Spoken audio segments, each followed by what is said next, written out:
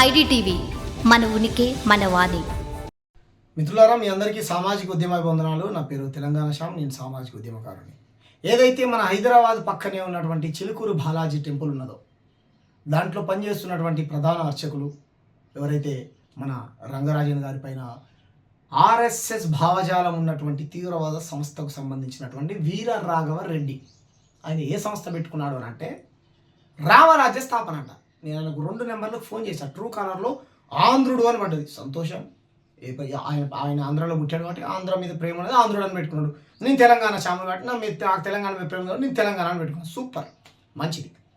ఈ రంగరాజన్ గారి పైన ఇంటికి వెళ్ళి దాడి చేయాల్సినటువంటి అవసరం ఏమొచ్చింది? 26 మంది గూండాలు, అది కూడా 10th క్లాస్ ఫెయిల్ అయినటువంటి బ్యాచ్ను మొత్తం మతం పేరుతో ఒక ఉన్మాదులాగా ఉగ్రవాదులాగా తయారు చేసి చుట్టూ ఆయన పక్కన తిప్పుకొని ఈయన పాటలు పాడుతూ ఉంటాడు. వాళ్ళు వీడియోలు యూట్యూబ్లలో ఫేస్బుక్లలో షేర్లు చేసి తానా తందానా అని భజన చేయించుకుంటూ ఉంటాడు. ఈ గుండా, మరి ఈ గుండాని నరేంద్ర మోడీ ఏమన్నా పంపించాడా? ఇలా బీజేపీ జాతీయ అధ్యక్షుడు జేపీ నడ్డా ఏమన్నా పంపించాడా? లేకపోతే ఇక్కడ ఉన్నటువంటి బండి సంజయ్ ఏమన్నా అప్పుడప్పుడు ఆయన మసీదులను చర్చిలను కూల్చేస్తూ ఉంటాడు? కేవలం రాముని మాత్రమే నమ్మాలి, రాముని మాత్రమే కొలవాలి, రాముని కాకుండా ఇంకే దేవుని కొలిచినా మేము చంపేస్తాం, నరికేస్తాం, పొడి చేస్తామని కిషన్ రెడ్డి ఏమైనా చెప్పి పంపించాడా?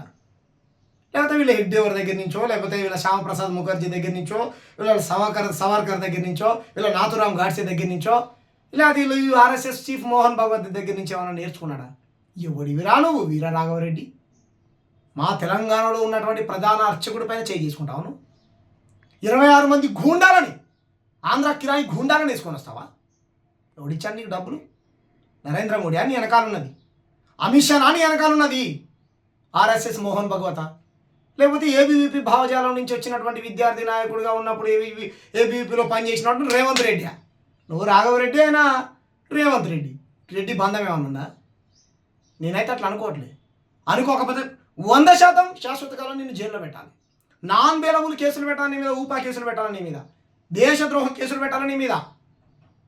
ఎంత ధైర్యం ఉంటే నీకు చిలుకూరు బాలాజీలో ఉన్నటువంటి అర్చకుడి పైన దాడి చేస్తావు నువ్వు? నీకు డబ్బులు ఇవ్వాలన్నా? ఇవ్వకపోతే చంపేస్తావా? నీకు ఫోన్ చేశారు 2 నెంబర్లకు, నేను 9000 ఇంకో నెంబర్ కూడా చేశా, పని చేయట్లే. నువ్వు బయటకు వచ్చిన తర్వాత క్షమాపణ చెప్పాలి. నువ్వు రాజ్యాంగ రక్షణ కోసం పనిచేయాలి. నువ్వు గతంలో కూడా పలుమార్లు అంబేద్కర్ని రాజ్యాంగాన్ని అవమానిస్తూ మాట్లాడినావు. నేను చాలాసార్లు నీ వీడియోలు చూసిన. పనిచేయి, రామరాజ్య స్థాపన కోసం పనిచేయి, నేను కూడా కలిసి నీతో పాటు నడుస్తా. నువ్వెవడేవరా దాడి చేయడానికి? ఎన్ని గుండెలు నీకు? తెలంగాణ పైన దాడి చేస్తావా? నీ వెనకాల గుజరాత్ తోడు ఉండి నడిపిస్తున్నా చెప్పు. డీజీపీ గారిని నేను రిక్వెస్ట్ చేసి అడుగుతా ఉన్నాను, ఒక పూర్తి విచారణ చేయాలి 100%. గతంలో కరుణాకర్, లలిత్ కుమార్, కరాటే కళ్యాణి, పరిపూర్ణానంద స్వామి, ఇంకెవడెవడో పనికి మాలిన సన్నాసులు మొత్తం ఆంధ్ర ముఠా మొత్తం వచ్చి తెలంగాణలో హిందూ ముస్లింలు పంచాయతీ పెట్టడం. వాడు చెప్తాడు సన్నాసి, వాడు పొద్దున్న లేస్తే ఎంఐఎం మీద పడతాడు, మీరు మనం హిందూ రాములు ఓట్లేదు. మరి కొట్టింది హిందువునేరా? కొట్టింది హిందువునే.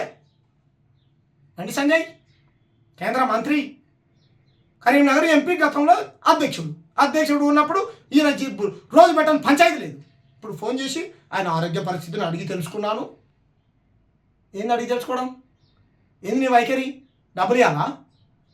బీజేపీ పార్టీ కోసం డబ్బులు ఇవ్వాలనా? రామరాజ్యం కోసం డబ్బులు ఇవ్వాలనా? ఏంది రామరాజ్యం అంటే? మనుషులను చంపడమా, కొట్టడమా? హిందూ సమాజం పరువు తీస్తుర్రా మీరు, పరువు తీస్తుర్రు, అని ఉంచుతుర్రు మీ మీద. దేవుడి పేరుతోని వ్యాపారం చేస్తుర్రా మీరు, బ్రోకర్స్లా తయారయ్యారా? ఎందుకురా ధర్మాన్ని అడ్డం పెట్టుకొని ఇటువంటి దాడులకు ఉచిగొలుపుతారు ఇటువంటి సన్నాసుల్ని? వాడు గతంలో లలిత్ కుమార్ ఉంగరాల స్వామిని పేరు 60 లక్షలు డిమాండ్ చేస్తాడు. రెడ్ హ్యాండెడ్గా దొరికినవి ఉన్నాయి, మీ దొరకని ఇంకెన్ని ఉన్నాయి? ఖబర్దార్, ఇది ఉత్తరప్రదేశ్ కాదు.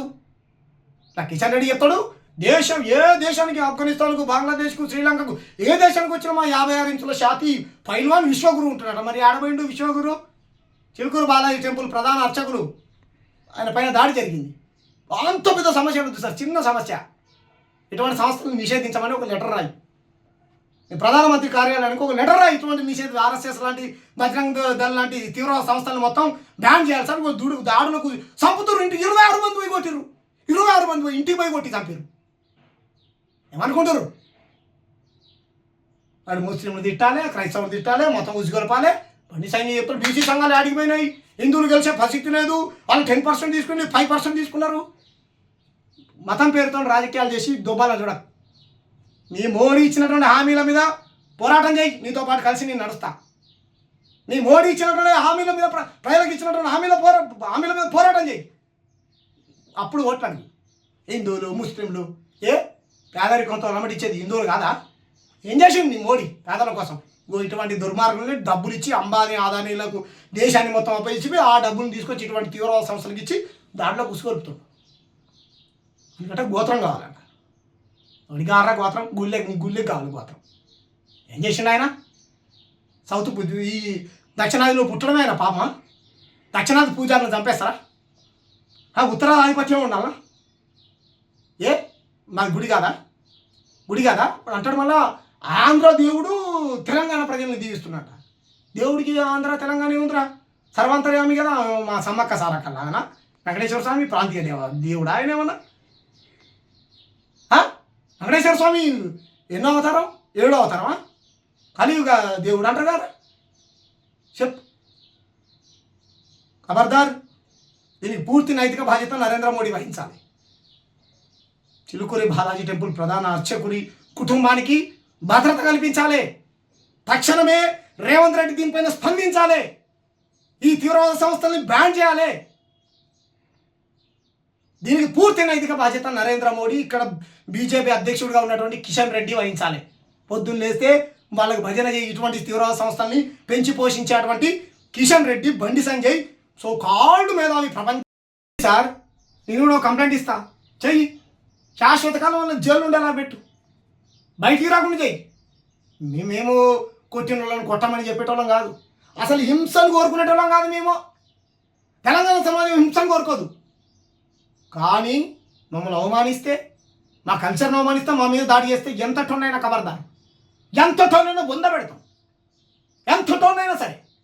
నరేంద్ర మోడీ ఉండని, ఇంకా అంత పైన నరేంద్ర మోడీ కంటే ఇంకా పెద్ద పైన వాడు ఉండని భయపడం. కానీ ప్రజాస్వామ్య ప్రక్రియలో కొట్లాడతాం. మీలాగా గూండాల్లాగా ప్రవర్తించం, మీలాగా తీవ్రవాదులు. మీకు ఆఫ్ఘనిస్తాన్ తీవ్రవాదులకు తేరలేదు, మీకు పాకిస్తాన్లో పొద్దున్న వేస్తే మీరు తీవ్రవాదులను తిడతారు కదా, వాళ్ళకి తేడలేదు. రాజసింగ్ అంటాడు బంగ్లాదేశ్లో హిందువులకు రక్షణ లేదంట, మరి హైదరాబాద్లో హిందువుల పూజార్లకు రక్షణ లేదు. బతుకొచ్చిన రాజాసింగ్ హైదరాబాద్లో ఉన్నటువంటి పూజార్లకు రక్షణ లేదు. ఏంది దీనిపైన నీ వైఖరి చెప్పు. ఖండిస్తున్నాను వదిలేస్తే సరిపోదు, తీవ్రవాద సంస్థల్ని బ్యాన్ చేసేందుకు బీజేపీ వాళ్ళు పోరాటం చేయాలి.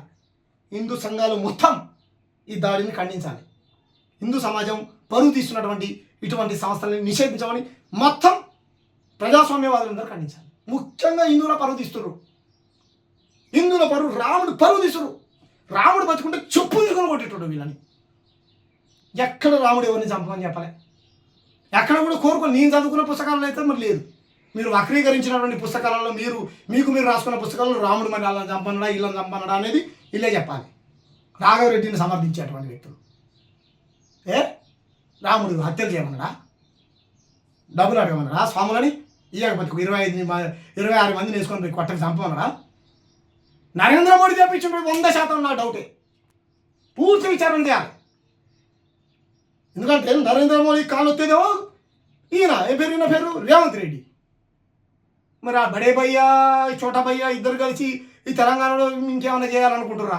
అదే వాళ్ళ ప్రభుత్వం అధికారంలోకి రావడం కోసం ఇప్పుడు ఎమ్మెల్సీ ఎన్నికలు ఉన్నాయి, దానికోసం ఇప్పుడు సర్పంచ్ ఎన్నికలు కూడా వస్తున్నట్టున్నాయి. ఏం చేయాలనుకుంటుర్రు? తెలంగాణలో ప్రజలందరూ సామరస్యంగా బతకొద్దా? సర్వమత ప్రజలు సామరస్యంగా బతకడం మీకు ఇష్టం లేదా? ఇప్పుడు చెప్పండి. అదే మేము పనులు ఏం చేయం, మతం పేరు మీద ఓట్లాడుతామని చెప్పండి. ఖబర్దార్ వీర రాఘవరెడ్డి, ఖబర్దార్. కాబట్టి తక్షణమే కేంద్ర రాష్ట్ర ప్రభుత్వాలు ఈ అంశంపైన స్పందించాలి. ఇటువంటి తీవ్రవాద సంస్థల్ని బ్యాన్ చేయాలి. రాఘవరెడ్డికి అంటే ఎవరైతే సహాయం చేశారో ఆ టీమును మొత్తం శాశ్వత కాలం జైలు వేయాలి. Thank you. జై భీమ్, జై భారత రాజ్యాంగం.